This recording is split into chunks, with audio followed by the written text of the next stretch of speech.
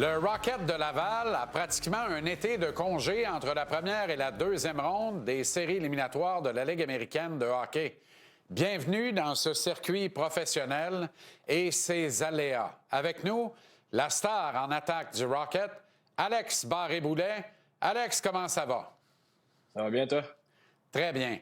Il y a des clubs pour qui ça irait mal dans une série éliminatoire avec une multitude de blessés qui seraient bien contents d'avoir un break d'une vie.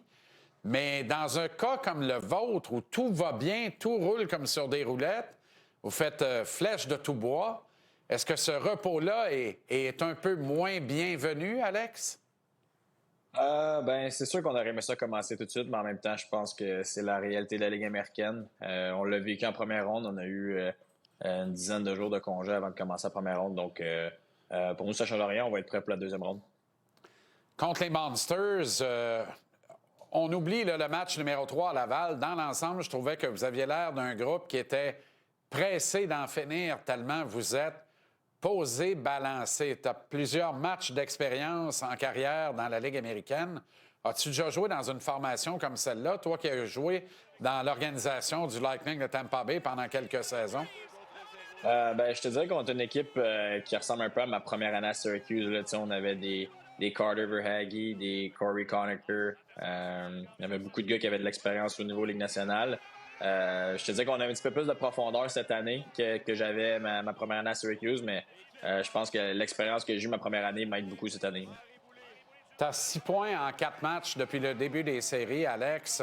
Es-tu satisfait de ton temps d'utilisation? Parce qu'il y a beaucoup de gars à satisfaire dans une équipe qui est relevée en talent comme ça. Oui, je suis très satisfait. Je pense que Pascal donne un bon rôle à notre ligne, à moi, Laurent Dauphin et Sean Farrell. Je pense que ça doit faire 3-4 mois qu'on joue ensemble quasiment à cette heure, fait qu'il sait qu'est-ce qu'on peut amener. Et en même temps, c'est sûr, quand tu regardes notre alignement, c'est pas des choix faciles à faire pour l'entraîneur de qui joue, qui joue pas certains soirs, mais quand tu as des gars qui marquent 20 buts, qui jouent cette quatrième ligne, c'est des beaux problèmes à avoir. Farrell, pour un, a connu des débuts plutôt modestes dans la Ligue américaine. Mais maintenant, il joue comme un réel espoir qui peut se tailler un poste avec une équipe de la Ligue nationale. Ça a été quoi le déclic pour ce petit gars-là? Ah, c'est une bonne question. Tu sais, des fois, c'est juste un but chanceux qui redécolle ta saison. Tu sais, on le voyait qu'il avait du talent au début de l'année. C'est juste qu'il était pas chanceux. Il pognait beaucoup de poteaux, des gros arrêts des gardiens quand il était supposé de marquer. Mais je te dirais que depuis Noël, là, il a vraiment pris son envol. On voit Luca Condotta sur ces images et tu as parlé de l'autre larron de la foire de votre trio, qui est le vétéran Laurent Dauphin. Dauphin, Condotta, des vétérans qui en ont vu d'autres, un peu comme toi, là, mais c'est important de compter sur des gars comme ça. L'homogénéité d'une équipe dans la Ligue américaine, le mélange entre les kids et les vétérans est tellement important, Alex. Hein? Oui, je pense que c'est un peu ça qui fait notre force cette année. On a des bons vétérans, des Laurent Dauphin, des Wotherspoon, des Condotta. Puis quand tes recrues rentrent puis tu greffes au groupe tout de suite, dans le fond, puis qui ont du succès immédiatement, ça fait une grosse différence dans la Ligue américaine.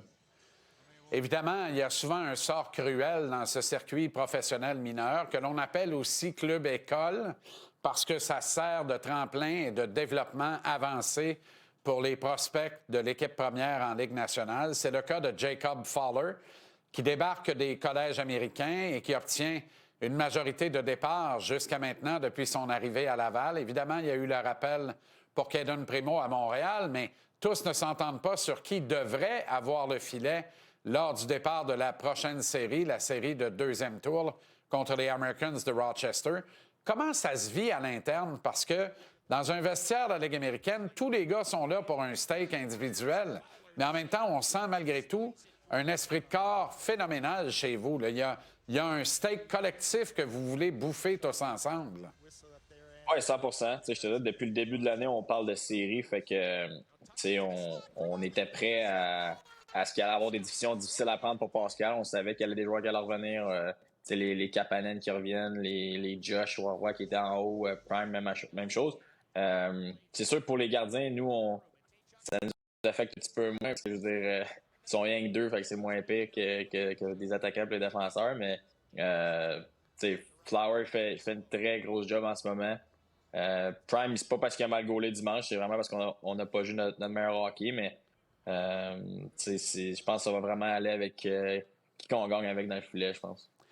Par-moi de l'attitude des deux bonhommes parce que celui que tu appelles Prime, Kaden Primo, a l'air d'en avoir une superbe dans les circonstances, a l'air d'être un coéquipier exemplaire. C'est difficile de ne pas avoir un peu d'empathie pour votre frère d'armes qui a aidé à charrier cette équipe aux plus grands honneurs jusqu'à maintenant en saison régulière. D'aucuns prétendent que s'il avait passé l'année à Laval, il aurait peut-être été finaliste pour le titre de joueur par excellence de l'année dans la Ligue américaine.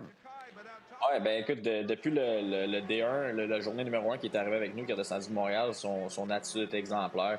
Ça aurait été facile pour lui d'avoir un petit 2 semaines plus down quand ça allait moins bien, mais il est arrivé avec le sourire aux lèvres, il était content d'en venir nous voir puis de refaire sa confiance, dans le fond. Puis ça paraît, il joue du hockey, il a de l'air content de jouer, il joue du gros hockey pour nous en ce moment. Fait que je pense que c'est un très bon exemple à avoir pour Jacob aussi en ce moment. Est-ce que tu vois la prochaine ronde peut-être comme le plus gros test en route vers l'obtention de la Coupe Calder? Évidemment, on n'a pas beaucoup de données sur les équipes de l'Ouest. On ne les affronte pas en saison dans la Ligue américaine.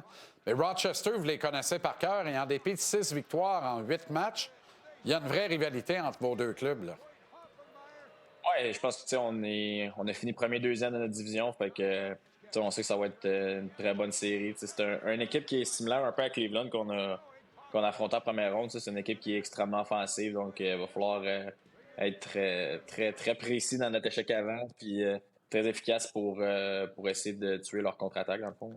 Les Americans ont refusé d'être conciliants, si bien que cette série se jouera pour les 2 premiers matchs à Rochester et les 3 derniers à Laval. Ça a payé contre Cleveland, mais dans une équipe peut-être qui lui est supérieur, en tout cas, j'aime à le penser, à le prétendre, les Americans. Est-ce qu'il n'y a pas un piège là où ça devient en revanche une motivation additionnelle de dire on en gagne absolument un sur la route, en partant si possible, puis on verra pour la suite? Ah ben écoute, c'est un peu la même chose que quand on est allé à Cleveland.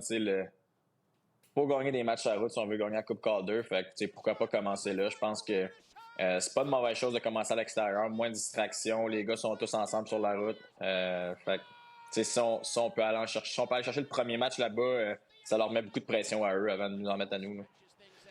OK, en terminant, un mot sur Florian Xhekaj, si tu permets, Alex, parce qu'on en a rêvé à Montréal et on pense qu'on en aurait eu bien besoin contre les Caps de Washington. L'impact d'un gros bonhomme qui a peur de rien comme ça pour supporter les plus petits joueurs de l'équipe, disons ça ainsi.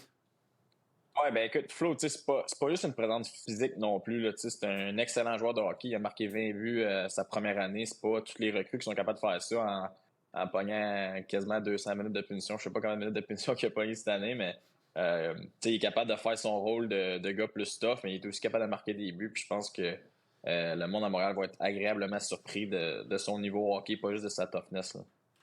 5 autres dodos avant que ça commence enfin. Mercredi, début de la série finale de division de la Ligue américaine, Rocket de Laval contre les Americans à Rochester. Alex Barré-Boulet, merci du fond du cœur d'avoir pris le temps.